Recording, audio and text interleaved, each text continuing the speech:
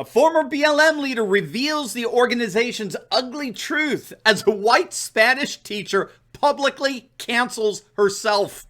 In this video, we're going to take a look at the latest BLM activist to come out and publicly denounce the Marxist organization. We're going to take a look at the absurdity of what happens when you publicly embrace cultural Marxism and what the two confessions say about the current political and cultural paradigm shift going on in our nation as we speak. You're not going to want to miss this. Greetings, everyone. Dr. Steve here with you. Great to be with you. As always, we are your daily antidote to fake news, as each and every day we analyze current events in light of larger conservative trends to help you to think better so you can feel better in these crazy and turbulent times. So if you haven't already done so, you know what to do. Make sure to smack that bell and subscribe button.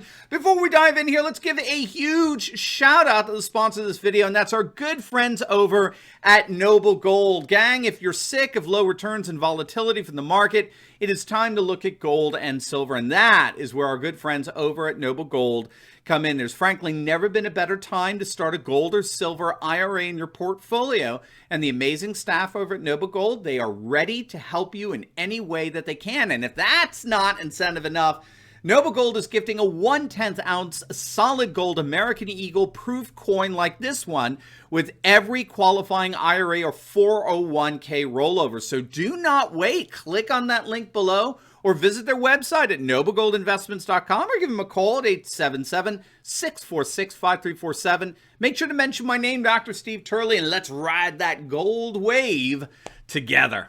All right, gang, let's dive right in here. We've got some fascinating developments in the ongoing political paradigm shift that may have dramatic effects on our nation and its political and cultural realignments. And as we go through this video, I'm going to develop for you what I mean by all of that. Today, we're going to take a look at two public confessions, as it were, two public confessions by radical cultural Marxist advocates, but they're coming from two fundamentally different vantage points. So one confession is a renunciation of cultural Marxism, while the other is what we might call a kind of self-canceling out of fidelity to cultural Marxist norms. So let's start with the renunciation.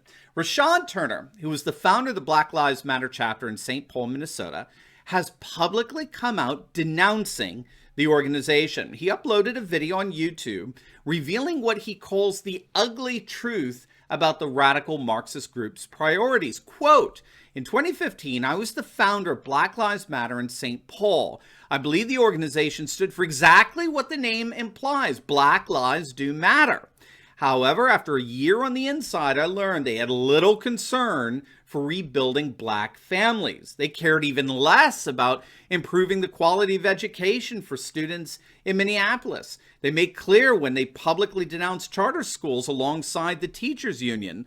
I was an insider in Black Lives Matter, and I learned the ugly truth. The moratorium on charter schools does not support rebuilding the black family, but it does create barriers to a better education for black children. I resigned from Black Lives Matter after a year and a half, but I didn't quit working to improve black lives and access to a great education." So Rashaad Turner is now the president and executive director of the Minnesota Parent Union, which advocates school choice on behalf of underprivileged children throughout the state. Now, if you're interested, we uploaded just yesterday a video. It's a deep dive into how woke public schools are indeed imploding as school choice is absolutely surging throughout the nation. You're going to absolutely love that. And Rashaad Turner is a part of that surge. It's really amazing because we're seeing more and more black leaders rising up against the teachers unions that have so much power in the Democratic Party and over our kids in the K-12 education.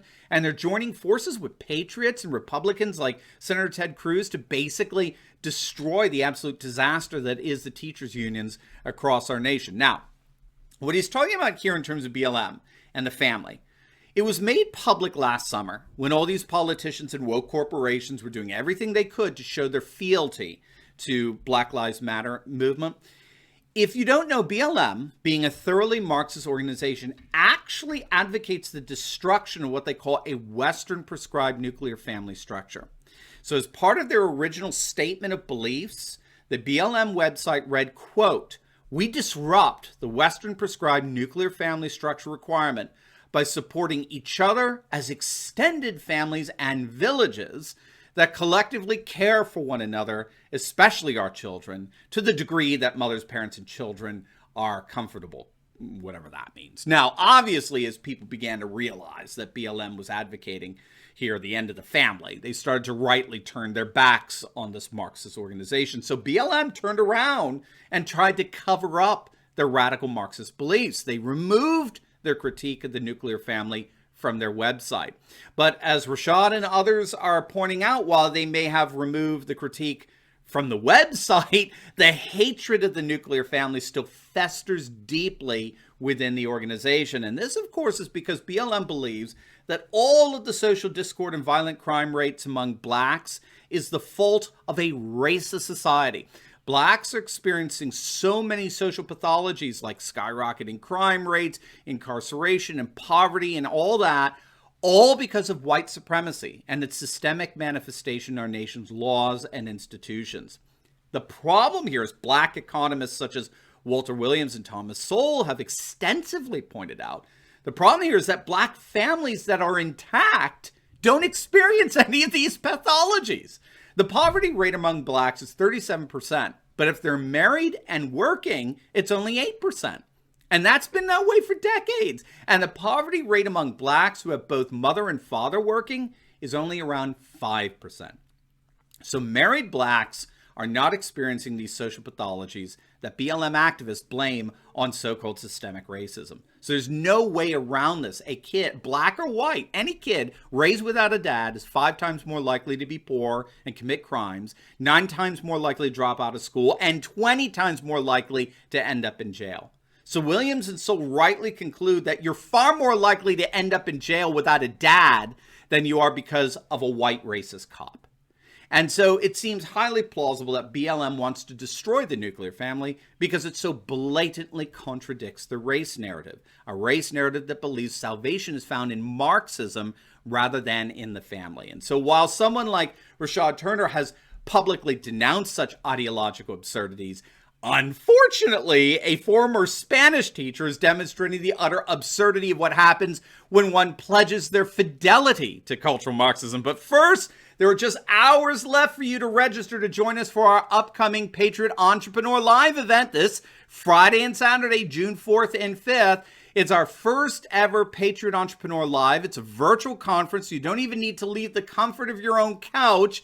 And it's unlike any other event out there. If you're interested in learning how to invest in Bitcoin, or how to invest in real estate, or in banking freed from the Federal Reserve, or if you're just interested in learning how to break free from your woke work environment and become financially independent, this conference is for you. We have some of the most amazing Patriot entrepreneurs that'll be joining us to give you the tools you need to be completely financially independent from any and all woke corporations. So registration is going to close in literally hours, so do not wait. This is your last chance to have some of the most exciting and successful patriots mentoring you and your financial success. So click on that link below right now, and I'll see you for a weekend that promises to be a game changer for your life like never before.